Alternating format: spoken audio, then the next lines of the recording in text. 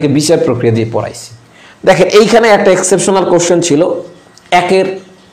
2 নম্বরের খ বলছে মামলা দায়ের পরবর্তী ঘটনা প্রবাহিত আর্জির বাদীর দাবিকৃত সুস্পষ্ট প্রতিকারকে প্রভাবিত করতে পারে কিনা তার সংক্ষেপে আলোচনা করুন। 5 নম্বরের একটা কোশ্চেন ছিল।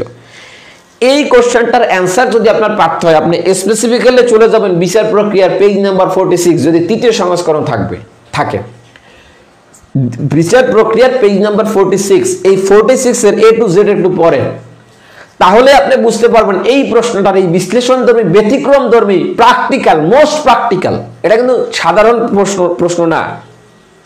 আপনি গিয়ে একজন এই প্রশ্নটা দিয়ে, এবার অনেকে বলে না প্রশ্ন খুব সহজ হয়েছে, এই প্রশ্নটা দিয়ে যে ব্যক্তি 15 বছর প্র্যাকটিস করে, দেওয়ানি প্র্যাকটিস, তাকে গিয়ে এই প্রশ্নটা করেন, এটা যদি 100 জনকে করেন আপনি 90 জন ভুল উত্তর দিবে।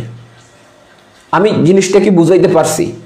যে আপনাকে কিন্তু শুধুমাত্র আপনারা অনেকে বলেন খুব কোশ্চেন সহজ হয়েছে, খুব সহজ হয়েছে, ঠিক আছে, আপনাকে বললাম তো এই রকমের যে বিশ্লেষণ ধর্মের প্রশ্নগুলো এসেছে এইগুলো গিয়ে আপনি এই রকম প্রশ্নটা যাইয়া যারা 10-15 বছর প্র্যাকটিস করে 100 জনকে জিজ্ঞেস করেন, দেওয়ানি প্র্যাকটিস, পিওর দেওয়ানি প্র্যাকটিস করে 100 জনকে জিজ্ঞেস করেন, 90 জনের যদি ফেল না করছে এই প্রশ্নের উত্তরে, তাহলে আমি টিচিং প্রফেশন ছাইড়া দিব।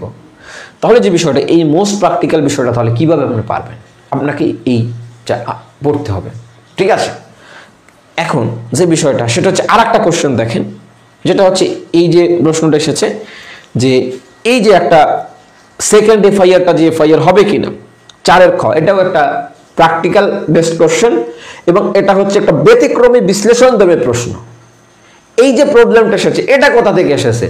এই বিচার প্রক্রিয়ার 319 এবং 320 নাম্বার পেজ পড়েন, অন্তত 3টা কেস পাবেন, 3টা কেস, যে 3টা কেসে এই কনসেপ্টটা নিয়ে আলাপ করেছে এবং শুধুমাত্র কেস ছাড়াও 154 ধারা থেকে কিভাবে আপনি অ্যান্সার করবেন, 154 ধারার বিশ্লেষণটাকে এটাও বলেছে যে আপনি যদি এখানে কেস না দিয়ে শুধুমাত্র 154 ধারার আঙ্গিকে এই কনসেপ্টটা লিখেন, এভরি সাচ ইনফরমেশন অথবা এভরি ইনফরমেশন শব্দটা ব্যবহার করছে, ফার্স্ট ইনফরমেশন শব্দটা বলে নাই, এটাও বিশ্লেষণটা বিচার প্রক্রিয়া দিয়েছে। তাহলে যে বিষয়টা, 2টা প্রশ্ন তো আপনি দেখলাম যে বাকি যে কোশ্চেনগুলো আছে এই কোশ্চেনগুলো তো বেয়ার অ্যাক্ট কানেক্টেড, ঠিক আছে, অথবা এই বিষয়বস্তুর সাথে সম্পর্কিত। দেখেন যে এই একদম ব্যতিক্রমী প্রশ্নগুলো, যে একটায় 10 আর একটায় 5, আরো যে ব্যতিক্রমী প্রশ্নগুলো আছে, আমি জাস্ট 2টা উদাহরণ দিলাম, এগুলো দেখাইতে পারি যে বিচার প্রক্রিয়ার কোন পেজ থেকে এসেছে। তাহলে আপনার কি করতে হবে? রিটেনে ভালো করতে হলে আপনাকে বিচার প্রক্রিয়া পড়তে হবে। এখন প্রশ্নটা হচ্ছে আপনি বিচার প্রক্রিয়া কিভাবে পড়বেন। ধরেন আপনি বিচার প্রক্রিয়া A to Z পড়ে গেলেন, A to Z পড়ে গেলে বিচার প্রক্রিয়ার কিছু বুঝবেন না, আমি নিজেও বুঝি না ভাই। তাহলে আপনাকে কি করতে হবে? বিচার প্রক্রিয়াটাকে কানেক্টেড করতে হবে। যেমন ধরেন এইখানে একটা চ্যাপ্টার আছে, আপনাদের অনেকের কাছে 4র্থ সংস্করণ আছে, আমি জানি না 4র্থ, আমার কাছে 3য় সংস্করণ। 4র্থ সংস্করণের কোন চ্যাপ্টারটা? এখানে একটা চ্যাপ্টার আছে মেইনটেইনেবিলিটি অফ স্যুট, অর্থাৎ মামলা কখন চলবে, মামলার গ্রহণযোগ্যতা নিয়ে একটা কোশ্চেন আছে, একটা চ্যাপ্টার আছে। এখন এই মামলার গ্রহণযোগ্যতা আপনি পড়তেই থাকলেন, এটাকে কানেক্টেড করতে পারলেন না। আপনি ভাবলেন যে এটা দেওয়ানি কার্যবিধির সাথে কানেক্টেড, আপনার এই পড়া কোনো ফলপ্রসূ হবে না। এই মেইনটেইনেবিলিটি অফ স্যুট, এটা হচ্ছে সুনির্দিষ্ট প্রতিকার আইনের কোনটার সাথে, কোনটা বাটোয়ারার মামলার সাথে, এইখানে আরো যে কি নতুন কি কনসেপ্ট আছে এইটার সাথে কি কানেক্টেড, এটা আপনাকে জানতে হবে। আপনি এখানে একটা কোশ্চেন পাবেন, সেটা হচ্ছে একটা বিষয়বস্তু পাবেন, ট্রান্সপোজিশন অফ পার্টিস। আপনি জানলেন না যে ট্রান্সপোজিশন অফ পার্টিস কখন হয়, এটা মোস্ট প্র্যাকটিক্যাল একটা বিষয়। আপনারা দেখেন যে প্র্যাকটিক্যাল কোশ্চেনগুলো এসেছে, দ্যাটস ইম্পর্টেন্ট। এটা আপনি জানলেন না, এটাকে আপনি কিভাবে কানেক্টেড করবেন, আপনি তো আসলে পড়ে গেলে মুখস্থ করে ওগুলো তো পারবেন না। আচ্ছা, এখানে ধরেন আপনাকে বলছে analogous trial, simultaneous trial. Analogous trial কখন চাইবেন, সিমুলটেনিয়াস ট্রায়াল কখন চাইবেন, কোন কারণ উদ্ভব হলে আপনি রেস সাব জুডিস না চাই এইটা চাইবেন, আপনাকে বলে দিল, আপনি তো পারবেন না। আচ্ছা, স্পেসিফিক্যালি আমি বলি, আপনি একটু পেজ নাম্বার 95-এ চলে যান, যাদের কাছে 3য় সংস্করণ আছে, পেজ নাম্বার 95। এখানে দেখেন রেড চুটিকাটা কনসেপ্টটা নিয়ে কথা বলা হয়েছে, পেজ নাম্বার 95-এ বিচার প্রক্রিয়া। এখন কেন বললাম যে বিচার প্রক্রিয়া আপনাকে অনেকবার পড়তে হবে, অথবা এমন একজন ব্যক্তির গাইডলাইন আপনাকে বিচার প্রক্রিয়াটা নিয়ে পড়তে হবে যে যিনি এই টপিকের সাথে এই টপিকটাকে কানেক্টেড করতে পারে। যদি এই কানেকশনটা আপনি না করতে পারেন, আপনি বিচার প্রক্রিয়াকে তাবিজ বানায় খাইয়া ফেলাইলেও আপনি কোশ্চেন কমন পাবেন না, উত্তর করে আসতে পারবেন না, সহজ হিসাব।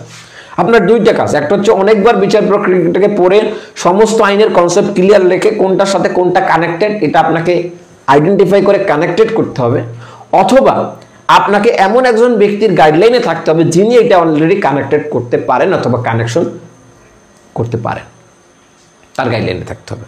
হিসাব সহজ। এখন যে বিষয়টা সেটা হচ্ছে এই যে 95 পেজে অনেকগুলো বিষয় পাবেন।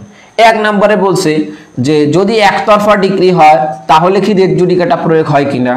2 নম্বরে বলছে যদি মামলা খারিজ হয় তাহলে কি রেট জুডিকাটা হয় কিনা।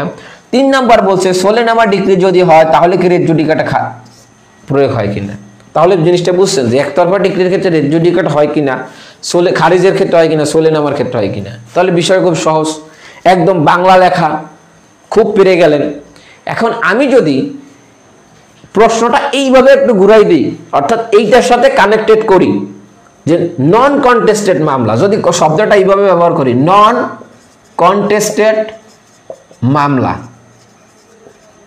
অথবা আমি যদি বলি কন্টেস্ট ব্যতীত মামলায় রেট জুডিকাটা নীতি প্রয়োগ হয় কিনা, আমি যদি কোশ্চেনটা এইভাবে করি আপনাকে উত্তর কিন্তু এই তিনটেই দিতে হবে। বাট আপনি তো প্রশ্নই বুঝবেন না, কারণ এই শব্দটা তো এইখানে লেখা নাই রে ভাই। এই বিষয়টা তো বলে না যে নন কন্টেস্টেড মামলায় ছাড়া রেট জুডিকাটা প্রয়োগ হয়, এইভাবে লেখা নাই। তাহলে আপনাকে কি করতে হবে, এটাকে কানেকশন ক্রিয়েট করতে হবে। ঠিক আছে, আপনাকে কি করতে হবে, একটু অ্যানালিটিক্যাল হতে হবে।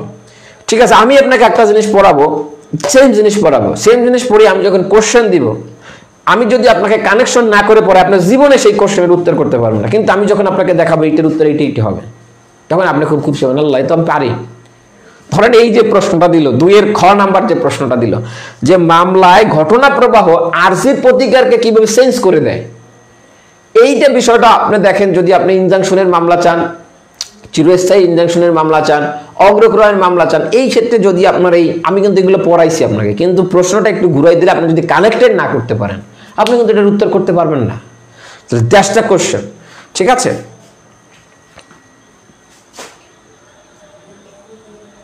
আচ্ছা, আপনাকে আপনাকে যে কোনো একটা সংস্কার কিনলেই হবে। চতুর্থ সংস্কার আপডেট ওইটা কিনেন। হ্যাঁ, আমি তৃতীয় সংস্করণ থেকে পড়াই, ওটা আমার কাছে আছে এই কারণে পড়াই। চতুর্থ সংস্করণ কিনলে হবে। তবে আবারও বলি যে বিচার প্রক্রিয়া পড়ে দেখবেন খুব অন্ধকার। যদি আপনি একটা ভালো মেন্টর না পান তাহলে বিচার প্রক্রিয়া এখানে লাভ নাই। আগের হুদাই পেইন নেবেন, হুদাই পেইন হবে আর কি। যাই হোক, কিনতে পারেন, সমস্যা নেই, পরবর্তীতে কাজে লাগবে। তাহলে এই যে বিষয়টা যে আপনাকে একটা কানেকশন ক্রিয়েট করতে হবে, অর্থাৎ আপনি যে বিষয়টা জানেন এই বিষয়টার সাথে বিচার প্রক্রিয়ার যে টপিকটা পড়তেছেন এইটার কানেকশনটা কোথায়।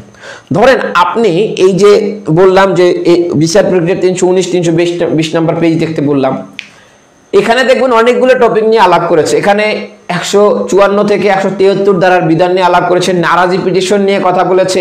ঠিক আছে, এখন দেখেন আপনি যদি এই যে সেকেন্ড বা থার্ড এফআইআর এর কনসেপ্টটা বা এই যে 319 এবং 320 ধারার যে কনসেপ্টগুলো, এইগুলো যে এফআইআর এর সাথে কানেক্টেড কিনা এটাকে যদি কানেকশন না করতে পারেন আপনি ওটা মুখস্থ করে তো লাভ নাই। ঠিক আছে, আচ্ছা, তাহলে যে বিষয়টা সেটা হচ্ছে বিচার প্রক্রিয়া পড়তে হলে আপনাকে একটু কানেক্টিভিটি তৈরি করতে হবে, মোটামুটি সব আইনের বেসিকগুলো আপনাকে জানতে হবে, এরপর হচ্ছে আপনাকে সামনে অগ্রসর হতে হবে। ঠিক আছে, আচ্ছা, আপনার এরপর দেখাবো আমি কিছু এক্সাম্পল দিব যে কেন বিচার প্রক্রিয়া পড়তে হলে আপনাকে একটু দক্ষ হতে হবে। এটা আমি বোঝানোর জন্য আপনাকে কিছু এক্সাম্পল দিব এবং দেখবো আপনারা পারেন কিনা। ঠিক আছে, আচ্ছা, পরীক্ষা শেষ আলহামদুলিল্লাহ ভালো হচ্ছে, কিন্তু স্যারের ক্লাস, স্যারের দিক নির্দেশন আজীবন মনে থাকবে। থ্যাংক ইউ জীবন মিয়া। স্যারের লিখিত পরীক্ষার জন্য সকল দিক নির্দেশনের ক্লাসগুলি এক কথা অসাধারণ। Thank you. এরা আমাদের রিটেন স্টুডেন্ট, এবার পরীক্ষা দিয়েছেন আলহামদুলিল্লাহ, আমাদের স্টুডেন্টদের বেশ ভালো এক্সাম হয়েছে। 15 জুলাই আমাদের অনলাইনে একটা ব্যাচ শুরু হতে যাচ্ছে, একদম A to Z প্রস্তুতি। আপনারা আমাদের বাড়ি কিছু পড়তে হবে, নোট মডেল টেস্ট সবকিছু আমরাই প্রদান করবো, সম্ভাব্য কোশ্চেন সহ। আর অফলাইনে শুরু হচ্ছে 12 জুলাই। 11 জুলাই অফলাইনে একটা ফ্রি ক্লাস আছে। আচ্ছা, সাউন্ড নেই, এরকম কোনো সমস্যা আছে কিনা জানাবেন। 11 জুলাই অফলাইনে ফ্রি ক্লাস, ঢাকার ফার্মগেটের RS home centre offline class. 13 July online class দেব, মডেল ক্লাস 13 জুলাই। এই মডেল ক্লাসে আপনারা জানতে চেয়েছেন যে কোন সাবজেক্ট, অনেকে আপনারা কমেন্ট করে ফেলেন CPC, CrPC, CPC, CPC, CrPC, CPC, CPC. আচ্ছা, যেটা বেশি বোর্ড পড়বে সেই ক্লাসটা নেব। আপনার পছন্দের সাবজেক্টের নাম জানিয়ে ফেলেন, এখানে একটা সাজেশন দিব এবং আপনি কিভাবে 7 প্যাটার্নের প্রশ্ন মাথায় রেখে পড়বেন, কিভাবে একটা টপিককে 7টা প্যাটার্নে ভাগ করে আপনি পড়বেন, সেই বিষয়গুলো একটু আপনাদেরকে জানাবো এবং বললাম যে এই সাজেশনটা আপনি রেখে দিবেন। আমাদের এখানে ভর্তি হওয়ার প্রয়োজন নাই, পরীক্ষার পরে দেখবেন আসলে কাজে কতটুকু দিচ্ছে। ওকে, তাহলে 11 July offline class, 13 July online class. 13 July কোন ক্লাসটা চান? আমার মনে হয় এখন পর্যন্ত সিপিসি আগাই আছে, তো আপনারা একটু জানাবেন। অন্য কোনো আপনারা যারা সিআরপিসি বা নিজের কোনো সাবজেক্ট চান, সাক্ষ্য আইন চাইতে পারেন, মুসাবিদের ক্লাস চাইতে পারেন, যেটা চান সেটা একটু জানাবেন, আমি সেটা দেখার চেষ্টা করবো। আচ্ছা, রাইটারের নাম জানতে চেয়েছেন, বিচারপতি মোহাম্মদ হামিদুল হক স্যারের এই বইটা। আচ্ছা, এখন আপনাদেরকে বলেছিলাম যে বিচার প্রক্রিয়া থেকে হুবহু আপনাকে কিছু আমি সমস্যা দিব, অর্থাৎ প্রবলেম দিব, যেগুলো আপনার পরীক্ষায় আসে।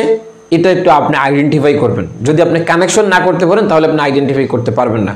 তাহলে বললাম যে কেন আপনাকে বিচার প্রক্রিয়ার বিষয়গুলোকে কানেক্টেড করা প্রয়োজন, এটা একটু দেখি। আচ্ছা দেখেন, আমরা প্রথমে একটা উদাহরণ দিই। সেটা হচ্ছে, ধরেন একটা মামলা, এই মামলাটা আপনার হচ্ছে যে একটা ধরেন দলিল, এই দলিলটা হচ্ছে একটা বাতিল দলিল।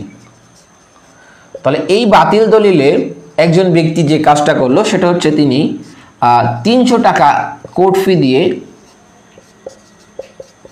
মামলা করলো, ঠিক আছে।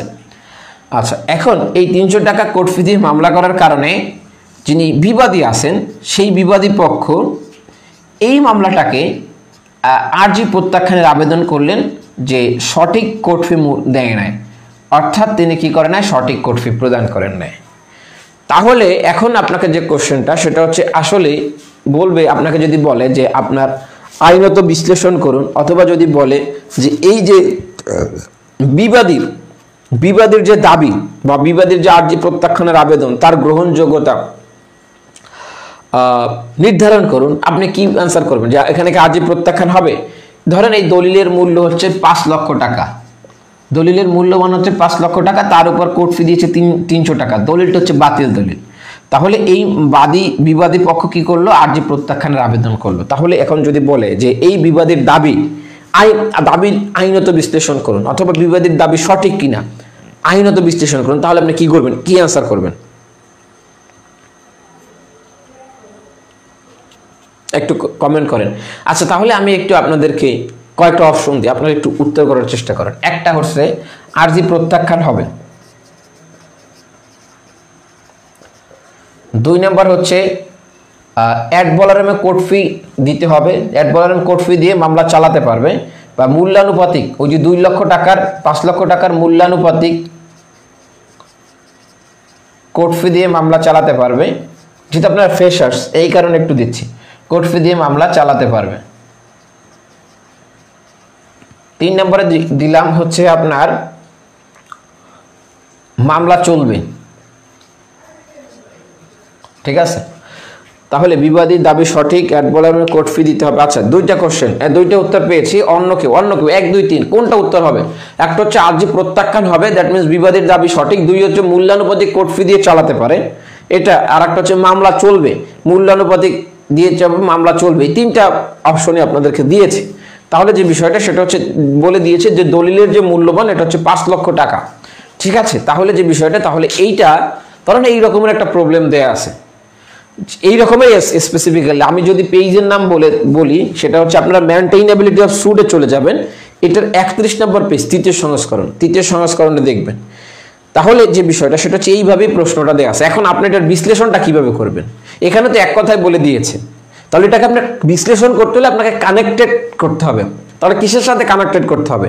আপনাকে কানেক্টেড করতে হবে, যেমন এটা আপাতত দৃষ্টিতে আপনার মনে হইতে পারে এটা হচ্ছে দেওয়ানি কার্যবিধির অর্ডার 7 রুল 11 মামলা, 11 প্রতিকার চাইতে বলছে, বা 11 বিষয়বস্তুটা এইভাবে মনে হইতে পারে, যেহেতু আর্জি প্রত্যাখ্যান আছে। আবার কখন আপনার মনে হইতে পারে এটা দলিল বাতিল 39 ধারার মোকদ্দমা। আবার আপনার কখনো মনে হইতে পারে যেহেতু কোর্ট ফি, এটা একটা কোর্ট ফির মামলা, তাহলে এটাকে আপনি কানেকশনটা কিভাবে করবেন? কানেকশনটা যেভাবে করবেন সেটা হচ্ছে, দেখেন এই কারণে আপনাকে কি দরকার, এই বিচার প্রক্রিয়া পড়লেই আপনি পারবেন না, আপনাকে একটা কানেক্টিভিটি তৈরি করতে হবে। দেখেন এখানে কয়েকটা বিষয় আছে। একটা হচ্ছে দলিলটা হচ্ছে বাতিল, তাহলে বলে দিয়েছে দলিলটা বাতিল। তাহলে যদি দলিল বাতিল হয়, তাহলে দলিল বাতিল হলে আপনি মামলা করেন 42 ধারায় শুধুমাত্র, অর্থাৎ 39 ধারায় আপনার টানার প্রয়োজন নাই। আর দলিলটা যদি বাতিল হয়, শুধুমাত্র যদি 42 ধারায় মামলা করেন, তাহলে আপনার 300 টাকা কোর্ট ফি দেওয়া যথেষ্ট। যদি আপনি 39-এ মামলা করতেন 39-42, তাহলে আপনাকে অ্যাড ভ্যালোরাম কোর্ট ফি দিতে হতো, তাহলে আপনার প্রতিকারটা হচ্ছে এই মামলাটা চলবে।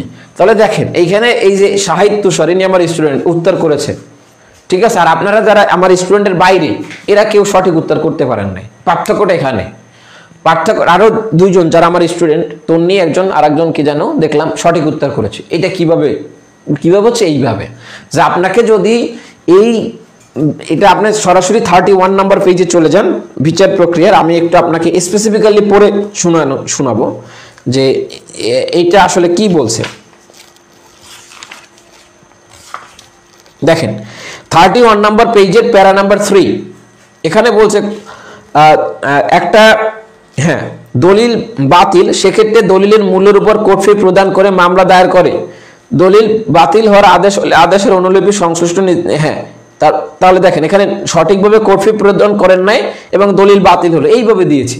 তাহলে এই প্রবলেমটাকে আপনাকে যদি বিশ্লেষণ করে পড়তে হয় তাহলে এটার সাথে এই 39-42-এর যে কানেকশন আছে, এটার সাথে যে কোর্ট ফির একটা কানেকশন আছে, কখন এটা চেঞ্জ হয় কখন হইল না, এই বিষয়টা আপনার হচ্ছে জানতে হবে। এটা জানতে হলে আপনার এটার সাথে একটা কানেক্টিভিটি তৈরি করতে হবে, ঠিক আছে। একটা উদাহরণ দেখলাম, এই রকমের এই বিচার প্রক্রিয়া থেকে হাজার হাজার উদাহরণ দিতে পারবো যেখানে আপনি কানেক্টিভিটি না করলে এই বিচার প্রক্রিয়া পড়া শূন্য, অর্থাৎ আপনার কোনো কাজেই লাগবে না, উদয় ওয়েস্টিং অফ টাইম, ঠিক আছে। দেখেন আরো একটা উদাহরণ দিই, সেটা হচ্ছে ধরেন আপনাকে কি করলো, একটা ডিক্রি, এই একটা ডিক্রি প্রদান করলো। এখন এই একটা ডিক্রি প্রদান করার ফলে এই ডিক্রিটা আপনি কি চাচ্ছেন, ডিক্রিটা হচ্ছে ধরেন যিনি পেয়েছেন তিনি হচ্ছে প্রতারণার আশ্রয় লাভ করে ডিক্রিটা পেয়েছেন। এখন আপনাকে যদি বলে আইনজীবী হিসেবে পরামর্শ দেন, তাহলে আপনি কি করবেন? জিনিসটা বুঝছেন, একটা ডিক্রি পেয়েছে, এই ডিক্রিটা হচ্ছে প্রতারণার মাধ্যমে লাভ করেছে, তখন আপনাকে আইনজীবী হিসেবে পরামর্শ দিতে বলছে যে এই যে ডিক্রিটা প্রতারণার মাধ্যমে লাভ করছে, তাহলে এই ডিক্রিটা আপনি কি পরামর্শ দিবেন? তাহলে প্রবলেমটা কিন্তু জাস্ট এইভাবেই দেওয়া থাকবে। এটাকে যদি আপনি বিশ্লেষণ করতে না পারেন, এটাকে যদি আপনার কানেক্টিভিটি এস্টাবলিশ না করতে পারেন, তাহলে কিন্তু আপনার লাভ নাই। জিনিসটা কি বুঝতে পেরেছি কিনা? ঠিক আছে, তাহলে এটার একটা উদাহরণ, এটা বলেন, এটা কি রকমের অ্যান্সার করতে পারবেন? আচ্ছা, আরো একটা প্রবলেম আপনাদেরকে দিই। ধরেন আপনি আইডেন্টিফাই করতে পারবেন এটা কোথা থেকে এসেছে। ধরেন আচ্ছা, এইটা 1 নাম্বার। 2 নাম্বার প্রবলেম আপনি একটু অ্যান্সার করতে থাকেন, আমি 2 নাম্বার একটা বিষয় বলি, এটা একটু ক্রিটিক্যাল, ঠিক আছে। ধরেন আপনি একটা মিথ্যা সাক্ষ্য দিলেন আদালতে, মিথ্যা সাক্ষ্য দিলেন আদালতে, তাহলে এই মিথ্যা সাক্ষ্য কে দিল? কার বিরুদ্ধে দিল? ক্ষয়ের বিরুদ্ধে। এখন এই মিথ্যা সাক্ষ্য দিলে মামলা করা যায় পিনাল কোডের 193 ধারা অনুযায়ী, এটাও আপনি জানেন। এখন আপনাকে বললো যে আইনজীবী হিসেবে আপনি একটা পরামর্শ দেন, আইনজীবী হিসেবে আপনি কি করেন, আপনি আইনজীবী হিসেবে আপনি একটা পরামর্শ প্রদান করেন তিনি মামলাটা কিভাবে করবেন, ঠিক আছে।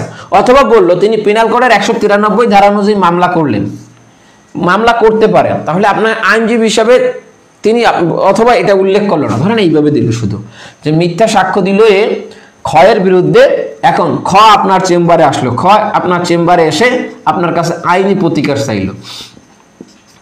আপনি জানেন যে 193 ধারা অনুযায়ী মামলা করা যায় পিনাল কোডের, তাই না? মিথ্যা সাক্ষ্য দিলে 193 ধারা অনুযায়ী তো মামলা করা যায়, কিন্তু এটার সাথে আরো একটা জিনিসের কানেক্টিভিটি আছে। বলেন সেই কোন জিনিসটার কানেক্টিভিটি আছে? আরো একটা সেকশনের কানেক্টিভিটি আছে। তাহলে দেখেন যে বিষয়টা, সেটা হচ্ছে আপনি যদি একটা ওভারঅল বেসিক কনসেপ্ট না নিয়ে আপনি যদি বিচার প্রক্রিয়া পড়া শুরু করেন, এই বিচার প্রক্রিয়া আপনার কোনো কাজেই লাগবে না। এটা হচ্ছে এইগুলো দেখানোর কারণ হচ্ছে এইগুলো এক্সাম্পলগুলো দেখানোর কারণ হচ্ছে যে আপনি কিভাবে বিচার প্রক্রিয়াটা পড়বেন। আপনাকে বললাম, আপনি কিনে আপনি তো এটাকে কাজে লাগাতে পারবেন, এবং এখান থেকে প্রশ্ন যে আসে এটা তো আমি দেখাইলাম যে এখান থেকে প্রশ্ন আসে, এবার আসছে, গতবার আসছে, সবসময় প্রশ্ন আসে। তাহলে এটাকে আপনি কিভাবে পড়বেন? শুধু এইখানে না, আপনার প্র্যাকটিক্যাল যখন প্র্যাকটিস করবেন তখন কাজে লাগবে এই বিচার প্রক্রিয়া, যখন ভাইবা দিবেন তখন কাজে লাগবে। তাহলে যে বিষয়টা সেটা হচ্ছে কি করলেন, আপনাকে এই যে বিষয়টা দেখেন, এইখানে 2 জন উত্তর করছে, ফাতিন হাসিন দীপ মানে কারেক্ট, আর একটা হচ্ছে শহীদ তুষার, 2 জন আমার স্টুডেন্ট। তাহলে এটা বলছি 42 এবং 39-এ মামলা করতে হবে, তাহলে এটা 42 এবং 39-এ মামলা চলবে। আচ্ছা, কখন আমরা শুধুমাত্র 42-এ মামলা করতে পারবো? যে ডিক্রিটা এটা যদি বাতিল ডিক্রি হয়, যেমন মৃত্যু ব্যক্তির বিরুদ্ধে, অর্থাৎ যার অস্তিত্ব নাই, এইরকম একজন ব্যক্তির বিরুদ্ধে পক্ষ করে ডিক্রি দেওয়া হয়েছে, এই ডিক্রিটা বাতিল হয়ে যাবে, এইটা শুধুমাত্র 42-এ মামলা করলে হবে। তাহলে এই যে বিষয়গুলো, এই বিষয়গুলো কিন্তু আপনাকে ওভারঅল একটা কনসেপ্ট না থাকলে, বেসিক ক্লিয়ার না থাকলে আপনি এটা পারবেন না, ঠিক আছে। আচ্ছা দেখেন, এই যে প্রবলেমটা আপনাকে দেখাইলাম, তাহলে আপনি তো বলবেন 193 এর সাথে আর কোথায় কানেক্টিভিটি আছে, কার কানেকশন আছে, কার সম্পর্ক আছে, আরেকটা দ্বারা সম্পর্ক আছে, সিআরপিসির সম্পর্ক আছে, আমলে গ্রহণের সম্পর্ক আছে, সিআরপিসির সেকশন 195 একটা সম্পর্ক আছে এটার সাথে। তাহলে আপনাকে যদি এই যে শহীদ তুষার স্টুডেন্ট সঠিক উত্তর দিয়েছে, দেখেন 195(2) অনুযায়ী আপনাকে এটা অ্যান্সার করতে হবে যে আপনি যখন 193তে মামলা করে দিলেই হবে না, আপনি লিখলেন যে 193 অনুযায়ী আমি তাকে আইনজীবী হিসেবে মামলা করার, পেনাল কোড অনুযায়ী মামলা করার পরামর্শ দেবেন না, শূন্য। তাহলে আপনাকে এই 195(2) আন্ডারে ব্যাখ্যা করে এটাকে আলোচনা করতে হবে। তাহলে আমি যে মদ্দা কথা যেটা, আসল কথা যেটা, আরো এক্সাম্পল চাইলে আমি দিতে পারি, আরো এক্সাম্পল আপনি আইডেন্টিফাই করতে পারবেন এটা কোথার প্রবলেম। তাহলে যে বিষয়টা সেটা হচ্ছে আমি এটার মদ্দা কথা বা আসল যে কথাটা, আসল কথাটা হচ্ছে বিচার প্রক্রিয়া কিনলেই হলো না, এটাকে পড়তে হলে আপনাকে কি করতে হবে, একটা ভালো মেন্টর প্রয়োজন, অথবা আপনাকে এটাকে বেশ কয়েকবার পড়তে হবে, আইনের কনসেপ্টগুলো ক্লিয়ার রেখে এখানে ঢুকতে হবে, না হলে এটা একটা মহাসমুদ্রে আপনি পতিত হবেন। ঠিক আছে, আরো একটা বিষয় দেখাই, দেখেন এটাকে দেখি আপনি আইডেন্টিফাই করতে পারেন কিনা। ধরেন এক্সাম্পলটা একটু বড়, একজন ব্যক্তি এ ভার্সেস বি, এই এ ভার্সেস বির মধ্যে প্রথম একটা মামলা হলো একটা জমি নিয়ে, এই জমি নিয়ে একটা চিরস্থায়ী নিষেধাজ্ঞার মামলা হলো। কি মামলা হলো? চিরস্থায়ী নিষেধাজ্ঞা। এখন এই চিরস্থায়ী নিষেধাজ্ঞার মামলার আন্ডারে এই এ মামলার আন্ডারে এই মামলাটা করছে ধরেন 1/1/2025, এ 1/2/2025 একটা অস্থায়ী নিষেধাজ্ঞা ক্লেম করলো। এখন এই অস্থায়ী নিষেধাজ্ঞা ক্লেম করার কারণে আপনার এই 1/2/2025 অস্থায়ী নিষেধাজ্ঞা ক্লেম করার কারণে তার প্রতি একটা নোটিশ গেল। কার প্রতি? বির প্রতি। বি নোটিশ পেয়ে হাজির হয়ে তাকে আত্মপক্ষ সমর্থন করলো। ঠিক আছে, তাহলে এর যে অস্থায়ী নিষেধাজ্ঞার আবেদনটা করলো, এই অস্থায়ী নিষেধাজ্ঞার আবেদনটার প্রেক্ষিতে বি একটা নোটিশ পেল, নোটিশ পেয়ে আত্মপক্ষ সমর্থন করলো। আত্মপক্ষ সমর্থন বলতে হচ্ছে তিনি এইটাকে নোটিশের জবাব দিলেন এবং তিনি কেন অস্থায়ী নিষেধাজ্ঞা দিবে না এইটা বললেন। আচ্ছা, কিন্তু এই যে চিরস্থায়ী নিষেধাজ্ঞার মামলা যেটা 1/1/2025 তারিখ হইল, এইটার কোনো সমন তিনি পান নাই। কে পান নাই? বি পায় নাই। তাহলে মামলার শুনানির দিন বি গরহাজির।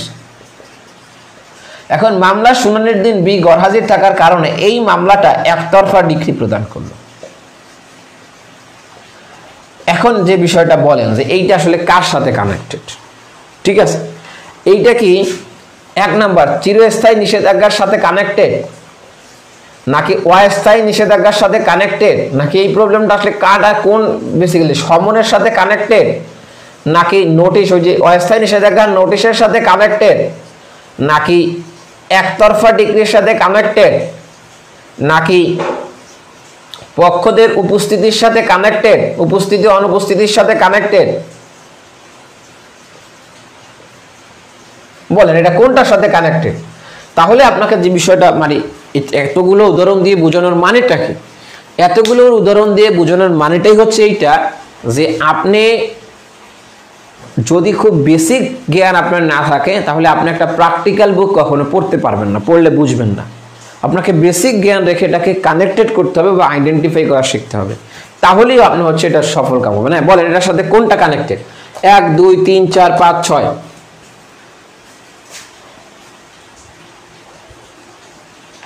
ঠিক আছে,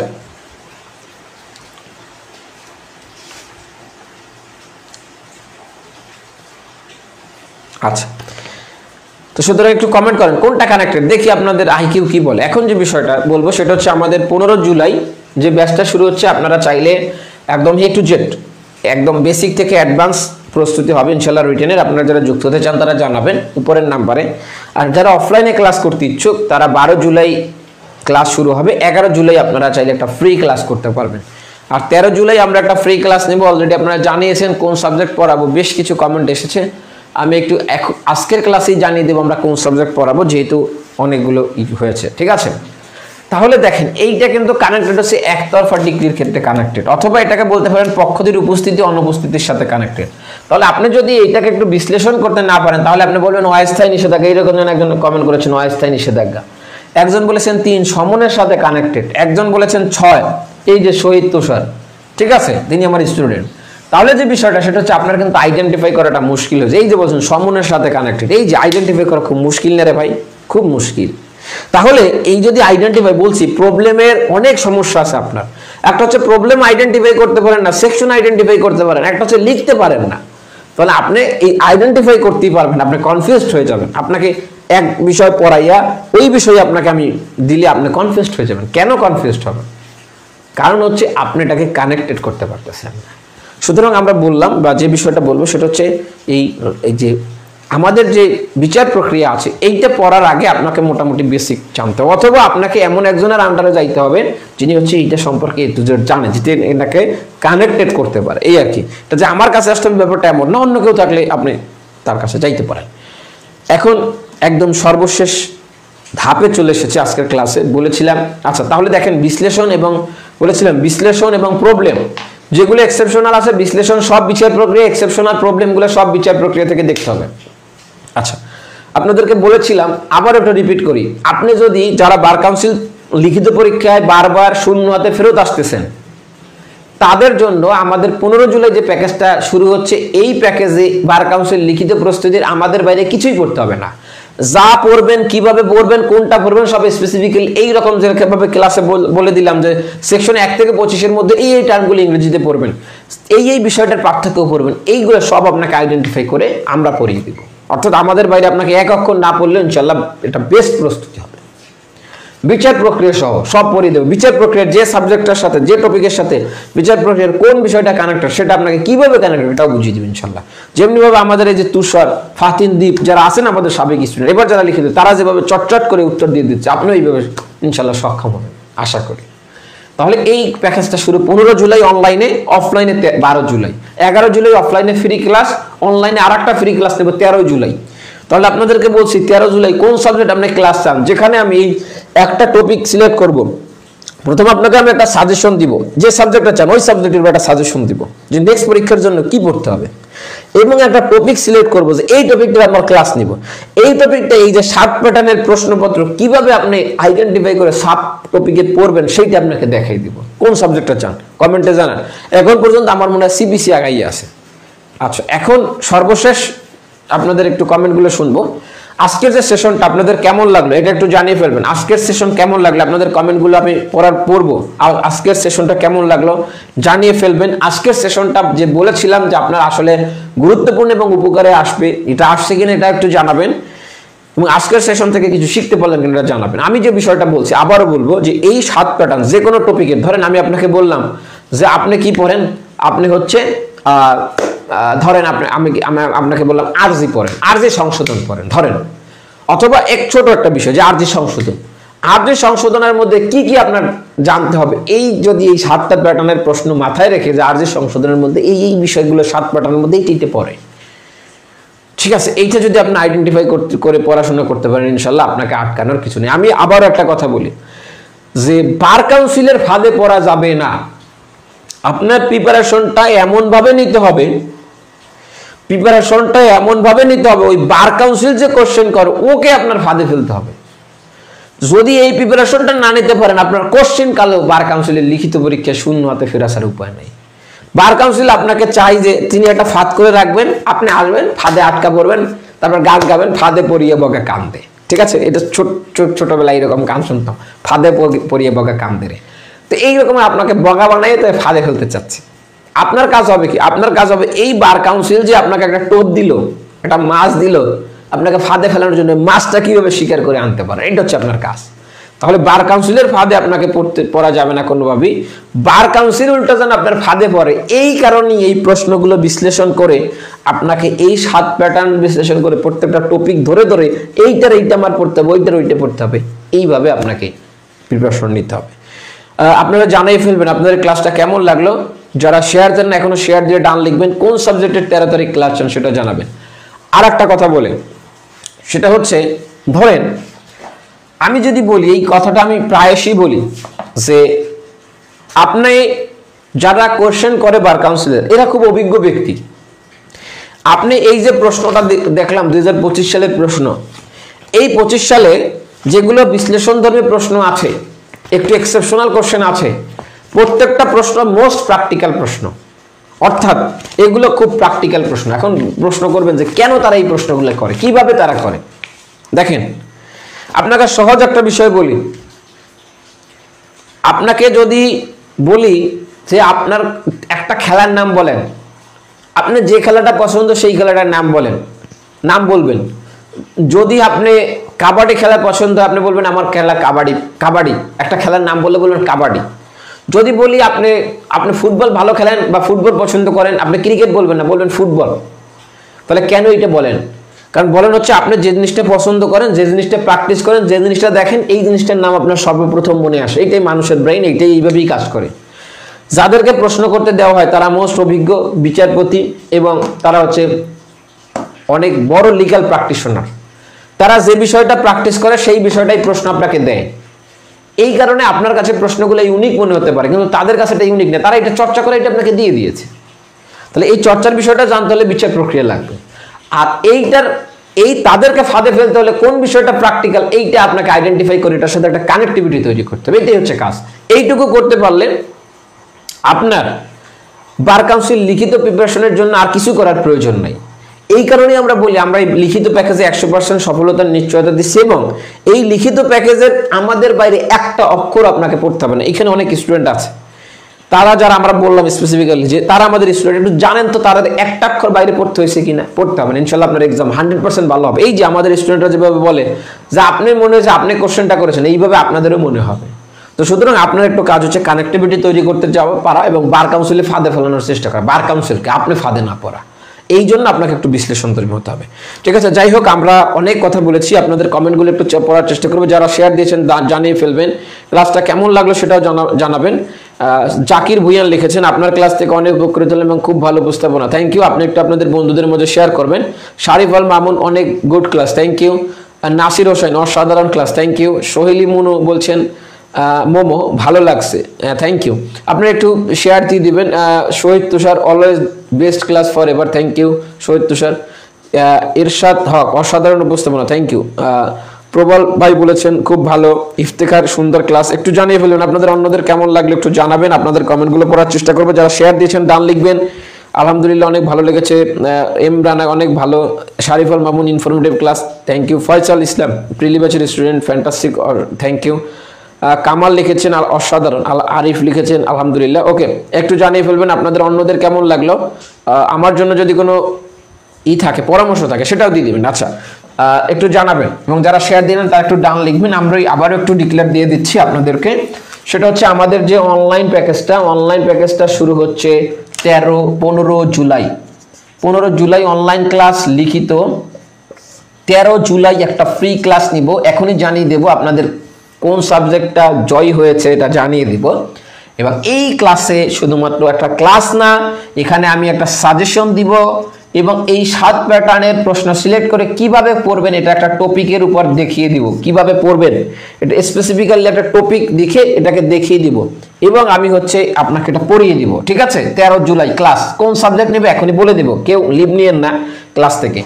আচ্ছা, 12 জুলাই আমাদের অফলাইন প্যাকেজ শুরু। 12 জুলাই 11 জুলাই অফলাইন ক্লাস আছে, ফ্রি ক্লাস। অফলাইনের ঠিকানা হচ্ছে RS হোম সেন্টারের G20 নাম্বার রুমে, অর্থাৎ নিচের তলায় 20 নাম্বার রুমে আপনার হচ্ছে ক্লাসটা হবে। তো সুতরাং হচ্ছে আপনারা এখানে যুক্ত হতে পারেন। আচ্ছা, তাহলে যে বিষয়টা বললাম যে আপনাকে একটা কাজ করতে হবে, বার কাউন্সিলে ফাঁদে ফেলতে হবে, কানেক্টিভিটি তৈরি করতে হবে। বর্তমান যে প্রশ্নপত্র কানেক্টিভিটি, ওই অনেকে বলে না সহজ কোশ্চেন হয়েছে, ওই তো বললাম ওকে এই প্রশ্নকে সলভ করতে দেন। ও যদি 100% প্রশ্ন সলভ করতে পারে, যারা বলে সহজ হয়েছে, ও যদি পারে তাহলে আপনার হচ্ছে আর পড়ানো বাদ দিয়ে দেবো। আপনার যারা প্র্যাকটিস করে তাদেরকে দেন। এই যে বললাম 1, 2 এর খ আপনার সিনিয়রকে যাই জিজ্ঞেস করেন, দেখেন কি বলে। আমি বললাম যে 90% যারা অনেক বড় প্র্যাকটিশনার তারা ভুল করবে। তাহলে যে বিষয়টা বললাম সেটা হচ্ছে আপনাকে কানেক্টিভিটি তৈরি করতে হবে এবং পড়াশোনাটা বাড়াতে হবে। কিভাবে পড়বেন একটা সঠিক গাইডলাইন পেতে হলে আমাদের সাথে 15 জুলাই এখানে নোট, মডেল টেস্ট সব কিছু একদম A to Z পাবেন। 13 জুলাই হচ্ছে আমরা একটা ফ্রি ক্লাস নিব, যেখানে সাজেশন এবং কিভাবে পড়বেন এটা নিয়ে আলাপ করব। আর অফলাইন ক্লাস 12 জুলাই।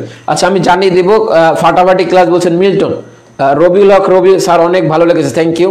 ক্লাসটা শেয়ার দিয়ে দেবেন একটা আপনাদের বন্ধুদের মাঝে যারা অন্যরাও দেখতে পারে। আমি রানা বলেছেন আমি শেষ মুহূর্তে ভর্তি হয়েছিলাম, স্যার আলোচনা করছেন তার বাইরে কিছু আসে না। থ্যাংক ইউ এম রানা, অসংখ্য ধন্যবাদ। তো এইটাই বললাম যে আমাদের বাইরে আপনাকে এক অক্ষরও পড়তে হবে না, এটা কনফিডেন্সের সহিত বলে দিচ্ছি, এটা রেকর্ড করে রাখেন, ইনশাল্লাহ পরীক্ষা দেওয়ার পরে এটাই বলবেন আপনারা। সিপিসি এক, আচ্ছা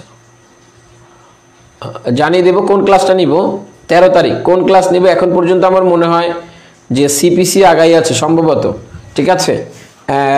আমি একটু আপনাদের একটু গুণে বলবো যে না কোন ক্লাসটা নিব। হ্যাঁ বোর্ডে উপরে দেওয়া আছে 019104595532, এইটার ইস্যু পেয়ে যাবেন আপনি। ওই যে আমাদের যে আজকের ক্লাসের দেখেন যোগাযোগ নামে একটা অপশন আছে, ওখানে পেয়ে যাবেন।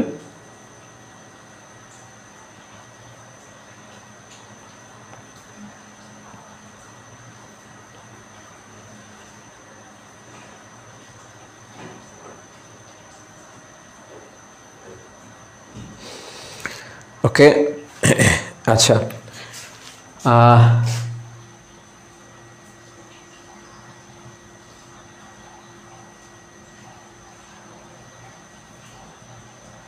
আচ্ছা এখন পর্যন্ত যে অবস্থান আছে তাতে সিআরপি একজনের একটা কমেন্ট কাউন্টেড হবে শুধুমাত্র, ঠিক আছে, একজনের একাধিক কমেন্ট কাউন্টেড না। তো সুতরাং হচ্ছে যারা একাধিক লিখস কমেন্ট করতেছেন, আচ্ছা আমার মনে হয় যে সিপিসি যেটা আছে সেটা হচ্ছে আগানো আছে এখন পর্যন্ত, সুতরাং আমরা নেক্সট ক্লাসটা সিপিসির উপরে নেব, ঠিক আছে। তাহলে আমাদের যে এই ক্লাসটা সিপিসির উপর নেব, সিপিসির ওভারঅল একটা সাজেশন পেয়ে যাবেন এবং হচ্ছে এই ক্লাসের মুহূর্ত পর্যন্ত আমি একটু কমেন্টগুলো দেখার চেষ্টা করব, তারপরে আমি জানিয়ে দেবো। আপাতত দৃষ্টিতে আমার মনে হয় সিপিসি বিজয়ী হয়েছে।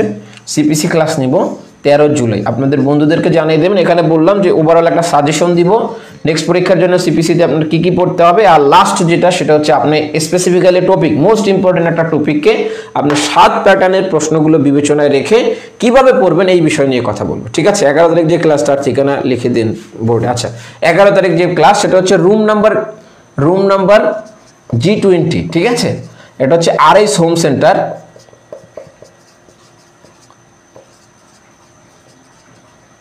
এটা হচ্ছে আরএস হোম সেন্টার, এটা হচ্ছে গ্রিন রোড। আপনি উপরের নাম্বারে যোগাযোগ করলেও পাবেন, room number G20 RS home centre green road. আচ্ছা সিপিসিটা দেখতেছি বিজয়ী হয়েছে, যেহেতু আপনারা সিআরপিসি যারা এখন দেখেন ভোটের তো একটা বিষয় আছে, যেহেতু আপনাদের উপর ছেড়ে দিয়েছি, সুতরাং হচ্ছে যেহেতু বেশি কমেন্ট আপনারা সিপিসির জন্য করেছেন, এটা সিপিসি নিব। সিআরপিসির ক্লাস হয়তো পরে এক সময় নিব, ঠিক আছে। আর আপনারা যারা পেইড ব্যাচে যুক্ত হতে চান 15 জুলাই থেকে ক্লাস শুরু, নোট মডেলটা সব কিছু এই ক্লাসে পেয়ে যাবেন, একদম A to Z প্রিপারেশন, আমাদের বাইরে এক অক্ষরে পড়তে হবে না। অফলাইনে 12 জুলাই ক্লাস শুরু, 11 জুলাই ফ্রি ক্লাস। তো যাই হোক অনেক বকবকানি করলাম, অনেক পরামর্শ দেওয়ার চেষ্টা করলাম, আশা করি যে পরামর্শগুলো দিয়েছি এই পরামর্শগুলো প্র্যাকটিক্যাল এবং আমার অভিজ্ঞতার পুঞ্জীভূত যে পরামর্শ সেগুলো দেওয়ার চেষ্টা করেছি। এখানে যারা আছেন অলরেডি যারা পরীক্ষা দিয়েছেন, আমাদের সাথে যারা যুক্ত ছিলেন, এই পরামর্শ মেনে যারা পরীক্ষা দিয়েছেন অবশ্যই তাদের পরীক্ষা ভালো হয়েছে এবং কিছু কমেন্ট আপনারা অলরেডি দেখেছেন। আপনারাও এই পরামর্শগুলো অনুসরণ করলে আশা করি আপনাদের পরীক্ষাগুলো ভালো হবে, শূন্যতে ইনশাল্লাহ ফিরতে হবে না।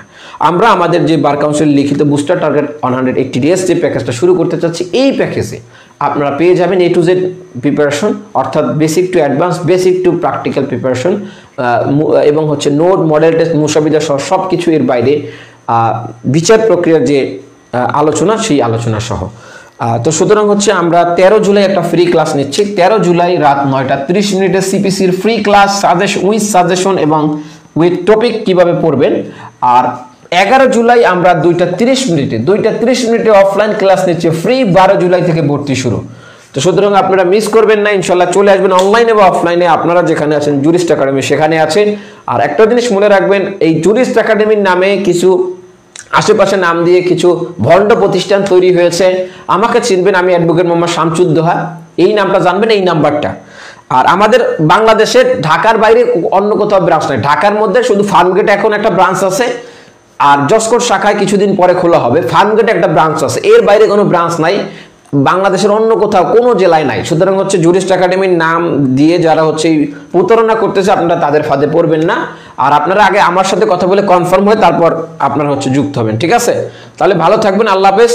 যারা যুক্ত হতে চান একটা লং প্রিপারেশনে এবং শূন্য হাতে এবার যারা না ফিরতে চান তাদের জন্য 15 জুলাই যে প্যাকেজে যুক্ত হয়ে যাবেন, আর অফলাইনে 12 জুলাই ইনশাল্লাহ দেখা হচ্ছে আপনাদের সাথে। আপনারা যারা শেয়ার দিয়েছেন অসংখ্য ধন্যবাদ, আপনারা যারা আমাকে সঙ্গ দিয়েছেন এবং ক্লাসটা A to Z করেছেন তাদেরকেও অসংখ্য ধন্যবাদ, এবং যারা এই ক্লাসের মাধ্যমে যারা উপকৃত হয়েছেন বা হবেন তাদেরকে অসংখ্য ধন্যবাদ। আর যে বিষয়টা বলবো সেটা হচ্ছে আপনার বন্ধুদেরকে ক্লাসটা একটু ছড়িয়ে দেন যাতে হচ্ছে অন্যরা উপকৃত হতে পারে। আর এই বলে আজকের ক্লাস এখানেই শেষ করছি। আল্লাহ হাফেজ, শুভরাত্রি।